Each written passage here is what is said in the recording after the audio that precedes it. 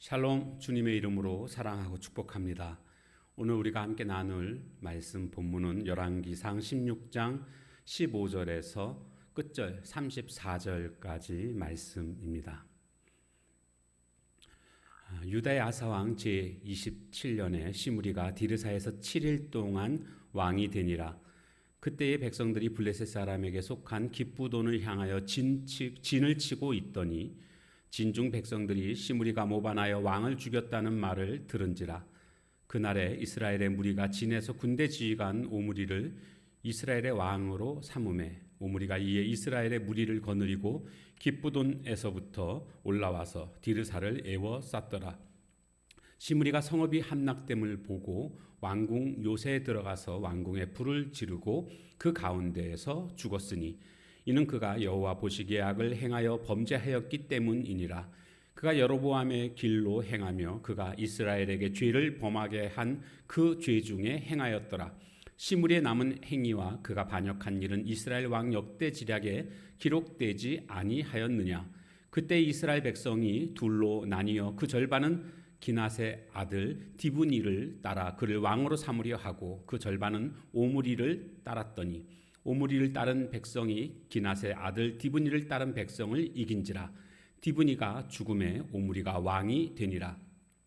유다의 아사왕 제31년에 오므리가 이스라엘의 왕이 되어 12년 동안 왕 위에 있으며 디르사에서 6년 동안 다스리니라. 그가 은 2달란트로 세멜에게서 사마리아 산을 사고 그 산 위에 성읍을 건축하고 그 건축한 성읍 이름을 그 산 주인이었던 세멜의 이름을 따라 사마리아라 일컬었더라. 오므리가 여호와 보시기에 악을 행하되 그 전에 모든 사람보다 더욱 악하게 행하여 느밧의 아들 여로보암의 모든 길로 행하며 그가 이스라엘에게 죄를 범하게 한 그 죄 중에 행하여 그들의 헛된 것들로 이스라엘의 하나님 여호와를 노하시게 하였더라. 오므리가 행한 그 남은 사적과 그가 부린 권세는 이스라엘 왕 역대지략에 기록되지 아니하였느냐. 오므리가 그의 조상들과 함께 잠에 사마리아에 장사되고 그의 아들 아합이 대신하여 왕이 되니라. 유다의 아사 왕 제38년에 오므리의 아들 아합이 이스라엘의 왕이 되니라. 오므리의 아들 아합이 사마리아에서 22년 동안 이스라엘을 다스리느라. 오므리의 아들 아합이 그의 이전의 모든 사람보다 여호와 보시기에 악을 더욱 행하여 느밧의 아들 여로보암의 죄를 따라 행하는 것을 오히려 가볍게 여기며 시돈 사람의 왕 엣바알의 딸 이세벨을 아내로 삼고 가서 바알을 섬겨 예배하고 사마리아에 건축한 바알의 신전 안에 바알을 위하여 제단을 쌓으며 또 아세라상을 만들었으니 그는 그 이전에 이스라엘의 모든 왕보다 심히 이스라엘 하나님 여호와를 노하시게 하였더라. 그 시대에 베델 사람 히엘이 여리고를 건축하였는데 그가 그 터를 닦을 때에 맏아들 아비람을 잃었고 그 성문을 세울 때에 막내 아들 수굽을 잃었으니 여호와께서 눈의 아들 여호수아를 통하여 하신 말씀과 같이 되었더라. 아멘.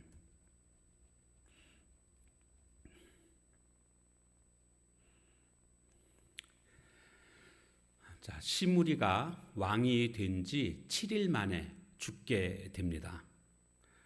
시므리는 자신의 주군인 엘라를 죽이고 왕이 되지 않았습니까?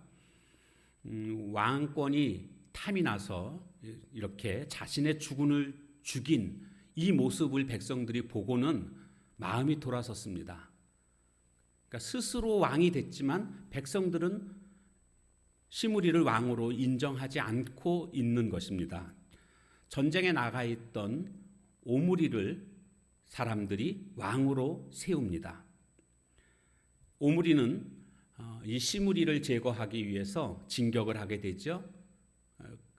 결국 이 시므리는 왕궁에 갇혀 있게 되고 차라리 그냥 죽겠다, 스스로 죽겠다 이런 마음을 가지고 왕궁에 불을 질러서 최후를 맞이하게 됩니다. 한마디로 7일 천하, 물론 백성들이 인정하지 않은 스스로의 그러한 왕이 됐던 것을 볼 수가 있습니다. 우리는 여기에서 깨닫게 되는 것은요,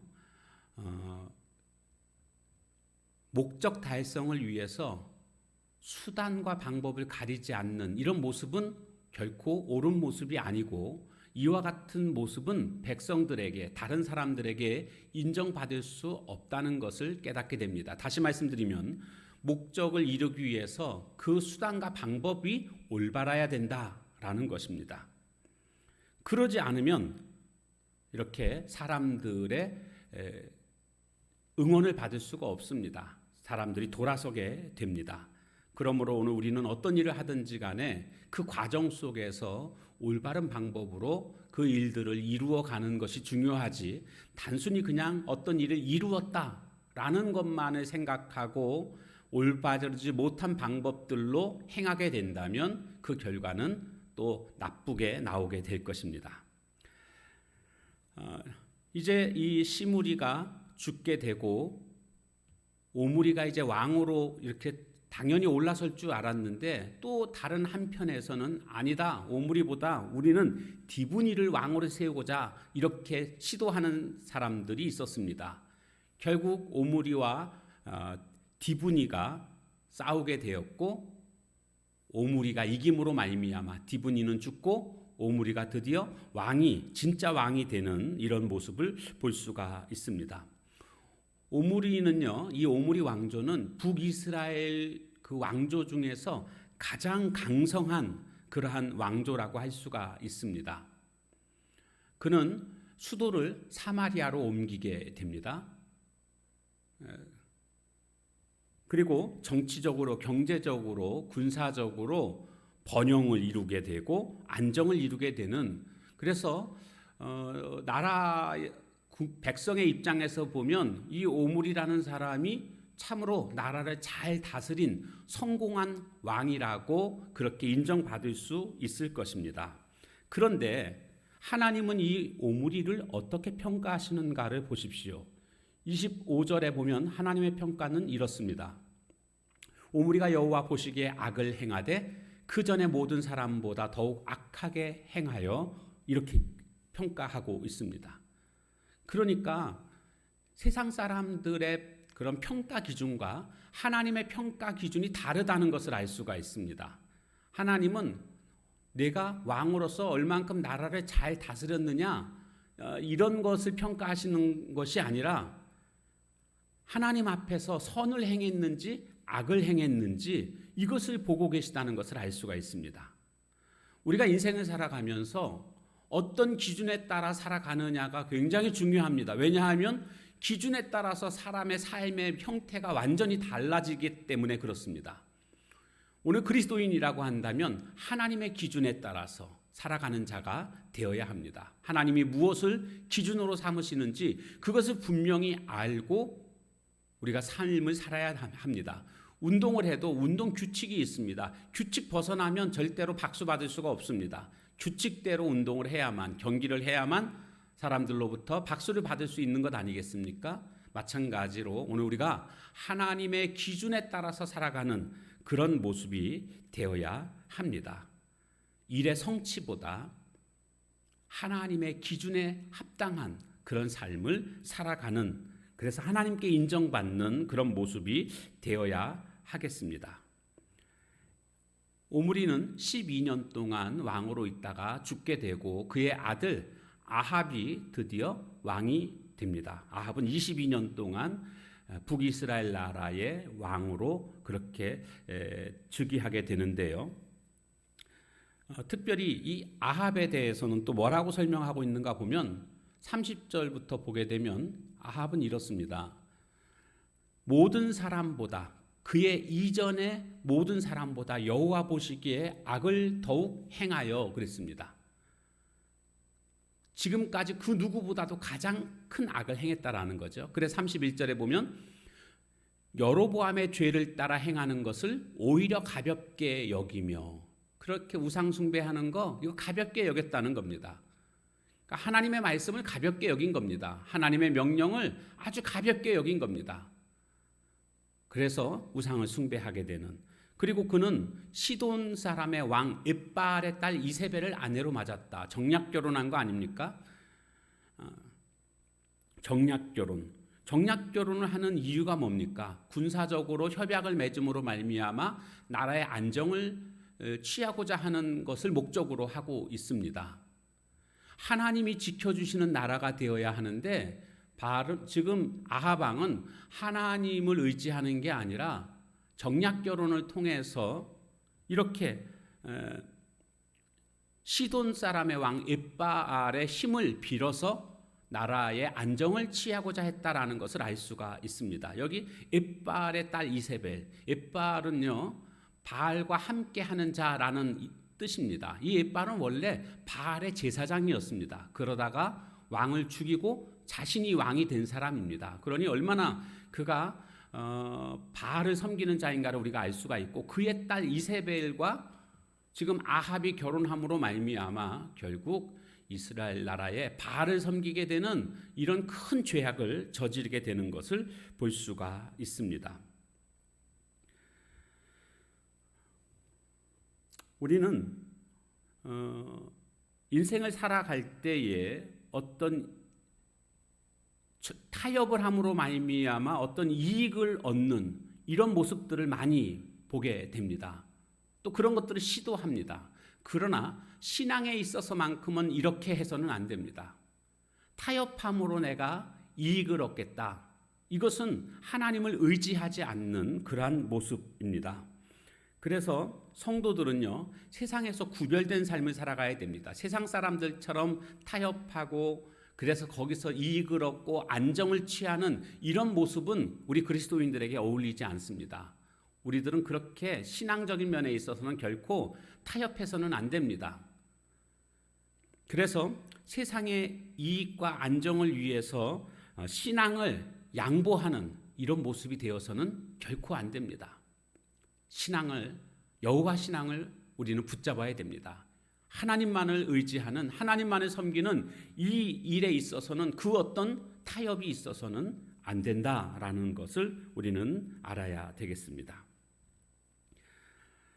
자, 그런가 하면 이제 이 아합 왕 때에 한 가지 일을 소개를 하고 있습니다. 그것은 뭐냐 하면 34절에 보면 그 시대에, 아합 왕 시대에라는 그런 뜻이죠. 베델 사람 히엘이 여리고를 건축하였는데 그가 그 터를 닦을 때에 맏아들 아비람을 잃었고 성문을 세울 때 막내 아들 수굽을 잃었으니 여호와께서 눈의 아들 여호수아를 통하여 하신 말씀과 같이 되었더라. 이렇게 말씀하고 있습니다. 우리는 이 여호수아서 말씀을 우리는 좀 확인을 좀 해봐야 되겠습니다. 여호수아 6장에 가보면 이런 말씀이 있습니다. 6장 26절. 자, 여호수아 6장 26절. 여호수아가 그때 맹세하게 하여 이르되 누구든지 일어나서 이 여리고성을 건축하는 자는 여호와 앞에서 저주를 받을 것이라. 그 기초를 쌓을 때에 그의 맏아들을 잃을 것이요 그 문을 세울 때에 그의 막내 아들을 잃으리라 하였더라. 여리고성을 점령하고 난 이후에 지금 이와 같은 말씀을 하나님이 주셨습니다. 여리고성 세우지 말라는 뜻입니다. 그런데 이 아합 왕 때에 베델 사람 히엘이 여리고성을 세우게 됩니다. 여리고성을 세움으로 말미암아 그의 맏아들과 또 막내 아들이 죽게 되는 이런 말씀 그대로 성취되는 것을 보게 됩니다. 왜 세웠을까요? 왜 하지 말라는 일을 했을까요? 그것은 하나님의 명령을, 하나님의 말씀을 가볍게 여겼기 때문입니다. 우리 신앙생활의 척도, 신앙생활을 가늠할 수 있는 것 중에 하나가 뭐냐 하면 말씀을 대하는 태도입니다. 말씀을 정말 중하게 여기는 사람들은 그 말씀 앞에서 가볍게 행동하지 않습니다. 말씀을 생명처럼 여깁니다. 그러나 영적 상태가 좋지 못할 때에는 말씀을 가볍게 여기는 모습을 볼 수가 있습니다. 하나님의 말씀은 우리의 삶의 기준입니다. 하나님의 말씀을 가볍게 여겨서는 안 됩니다. 하나님이 나에게 말씀하셨을 때 그 말씀을 마음속에 담아놓고 그 말씀대로 순종하며 살아가는 것이 그리스도인의 모습이라고 할 수가 있습니다. 오늘도 하나님의 말씀을 따라 순종하며 살아가는 하나님의 거룩한 종들 다 되시기를 주님의 이름으로 축원합니다. 함께 같이 찬양하겠습니다. 찬송가 322장입니다.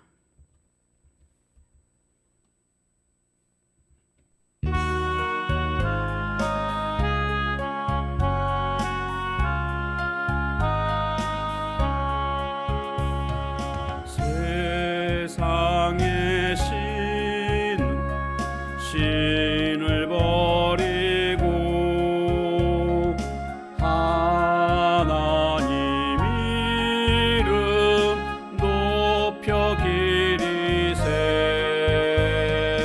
온 천하 백성 모두 나와서 다 같이 하나님만 섬기세. 세상의 헛된 우상 버리고 인간의 모든 부귀 영화와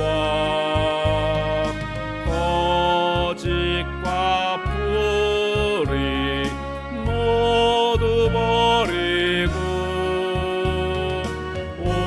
온전히 하나님만 섬기세.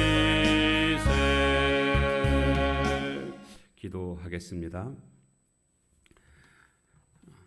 하나님, 오늘 우리가 어떤 결과에 얽매여서 잘못된 방법으로 결과를 얻고자 하는 모습들을 버리게 해주시고 늘 과정 속에서 올바른 방법들로 살아갈 수 있는 저희들 되게 하옵소서.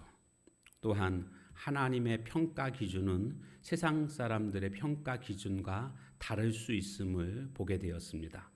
세상의 평가는 오므리가 훌륭한 왕이라고 말할 수 있을지 모르겠지만 하나님의 평가는 그는 그 전에 모든 사람보다 더욱 악했다라는 그런 평가인 것을 보게 됩니다. 오늘 우리가 하나님의 평가 기준에 따라서 살아가는 자가 되게 하옵소서. 아합 왕은 정략 결혼을 통해서 나라의 안정을 취하고자 했던 그런 타협의 모습을 보게 됩니다. 오늘 우리들은 세상에서의 어떤 이익과 안정을 위해서 신앙을 양보하는 그런 모습 되지 않게 하시고 하나님만이 내 삶의 온전한 주인임을 선포하며 하나님의 말씀을 가볍게 여기지 말고 하나님의 말씀대로 순종하며 살아가는 저희들 모두가 되게 하옵소서. 감사드리며 예수님의 이름으로 기도하옵나이다. 아멘. 주신 말씀 붙들고 같이 기도하는 시간 갖도록 하겠습니다.